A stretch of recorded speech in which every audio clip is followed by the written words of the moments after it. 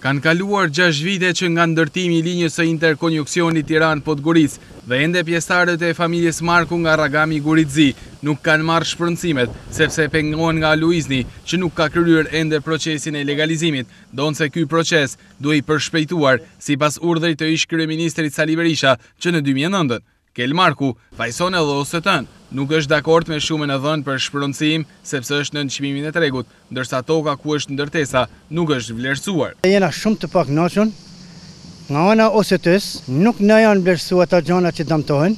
Shpenzimi në lek, jena shpreh qysh atje momentalisht që nuk jena të kënaqur me çmim. Shpenzimi është i bllokuar për arsye se nuk del legalizimi. Shprehjet janë kur të dalin për tanë zonën në gjë absurde që për i këtë qëllim nuk bën legalizimi, nuk na shton Allah. Të gjitha dokumentet, ashtu sikur i kanë pranuar, ashtu sikur e kanë kërkuar ata, të gjitha kanë adresuar. As në private, domethënë një ide se ku do shkojmë, as nga shteti nuk na shtregu se ku do shkojmë me bën shtëpinë tjetër. Po sikur me dal me bën shtëpinë pa kurrë letër.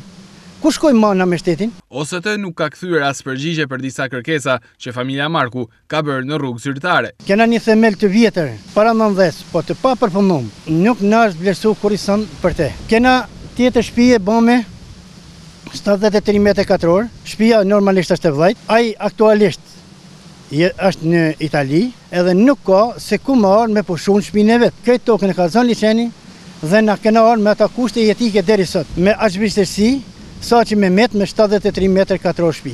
Jo kena të madhe kërkesë me shkrim që në përgjigjni, a jetohet as jetohet, a konsumohen a nuk konsumohen çfarë prodhohet në këtë tension dhe asnjëherë nuk në përgjigjen. Sa i përket tokës, zgjidhja sipas Kel Markut nuk jep as hipoteka, sepse për të njëjtin truall ka mbi vendosje kur pronarët e tokës dalin 2-3 persona.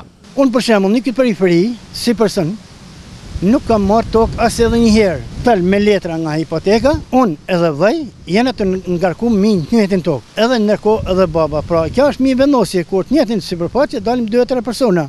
Mu nuk më dalin ato që i kam me 7501 dhe dalin kjo që s'kam marrë kurrë herë. Në hipotekë nuk po mundna me zgjidh kursesi. Kel Marku tregon edhe një histori mbi rrezikun e të jetuarit në linjën e tensionit të lartë. Para 2 vjetëve domethënë vëllai kishte dasmën. Merr një mjeshtër me ardh me vendos sharbin. Në momentin që ka marrë me vendos sharbin, sharbi i ka dhënë tension. Dyshimi i tij ja kanë se vetëm tension i ardhën prej nel. Për atë e shohim se këtu s'mund të jetohet, po s'po dim se si me zgjidh problemin. A është e drejtë që të ndalon me jetu në 400 kV? Si shkak i këtyre problemeve nga linja interkonjuksionit Tiranë-Podgorica, familja Marku, që nga viti 2009 jeton me vështirësi duke mos gjetur një zgjidhje në asnjë prej institucioneve.